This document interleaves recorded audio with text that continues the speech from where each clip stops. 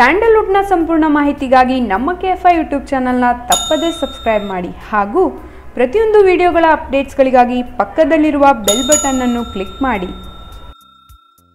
Time code ಹಾಕ್ಬಿಟ್ಟು sensor copy ಅಂತ ಹಾಕಿದ ತಕ್ಷಣ ಒಂದು ಸಿನಿಮಾಲಿ ಯಾವ ಟೈಮ್ಗೆ ಎಷ್ಟನೇ ಶಾರ್ಟ್ ಬರುತ್ತೆ ನಮ್ಗೆ ನೋಡೋದು ಅದೆಲ್ಲ ಟ್ರೈಲರ್ ಬಂದಿರೋ ಶಾರ್ಟ್ಗಳು ಅದು ಈಗೆಲ್ಲ ಭಾಳ ಅದು ನೀವು ನೋಡಿರ್ಬೇಕು ಗಿಮಿಕ್ಗಳು ಯೂಟ್ಯೂಬಲ್ಲಿ ಹೋದ ತಕ್ಷಣ KGF ರಿಲೀಸ್ನ ಖುಷಿಯಲ್ಲಿ ಇದ್ದ ಯಶ್ಗೆ ಏನಾಯಿತು ಕೇಳಿದ್ರೆ ಶಾಕ್ ಆಗ್ತೀರ ಅಂತ ಬಂದಿರುತ್ತೆ.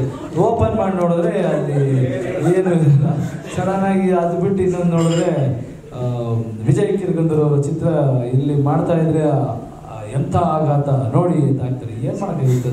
ಸೊ ಪಾಪ ಅದೊಂದು I think I am trying to understand ಅದು ವ್ಯೂಸಿಂದ ಅದು ನೋಡೋದ್ರಿಂದ ರೆವಿನ್ಯೂ ಜನರೇಟ್ ಆಗೋ ಒಂದು ಮಾಡಲ್ ಆದ್ರಿಂದ ನೋಡೋದಕ್ಕೋಸ್ಕರ ಏನು ಮಾಡಬೇಕು ಆ ಥರದ್ದು ಬರುತ್ತೆ, ಏನೋ ಒಂದು ಬರುತ್ತೆ, ಅದಕ್ಕೆ ಏನು ಮಾಡೋಕ್ಕಾಗಲ್ಲ. But very strict.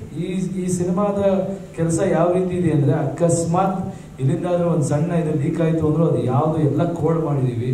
ಸೊ ಯಾರಿಂದ ಲೀಕ್ ಆಗಿದೆ ಅದನ್ನು ಯಾರ್ಯಾರ ಹತ್ರ ಅವ್ರು ಹೋಗಿದೆ ಅವರೆಲ್ಲರೂ ರೆಸ್ಪಾನ್ಸಿಬಲ್, ಅವ್ರ ಜೊತೆ ಎಲ್ಲ ಅಗ್ರಿಮೆಂಟ್ಗಳಿದೆ. ಹಂಗೇನಾದರೂ ಹೋದರೆ ಎಲ್ಲ ಜೈಲಿಗೆ ಹೋಗ್ಬಿಡ್ತಾರೆ. ಒಂದು ಎರಡನೇದು ಯಾವ್ದಾದ್ರು ಈಗ ಶೂಟ್ ಮಾಡಿ ಹಾಕ್ತೀನಿ ಅನ್ನೋದಂದ್ರು ಇವಾಗ ಅದು ಎಷ್ಟು ದೊಡ್ಡ ಅಫೆನ್ಸ್ ಎಲ್ರಿಗೂ ಗೊತ್ತು. ಅದು ಗೊತ್ತಿಲ್ಲದೆ ಪಾಪ ಅವೇರ್ನೆಸ್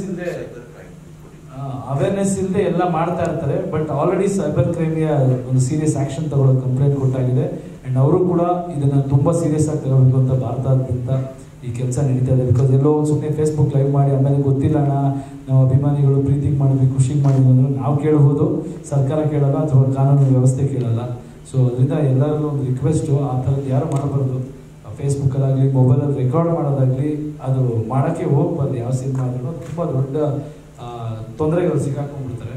ಆ ಥರದ್ದು ಯಾರಿಗೂ ಆಗೋದು ಬೇಡ ಅನ್ನೋದು ನಮ್ಮ ರಿಕ್ವೆಸ್ಟ್.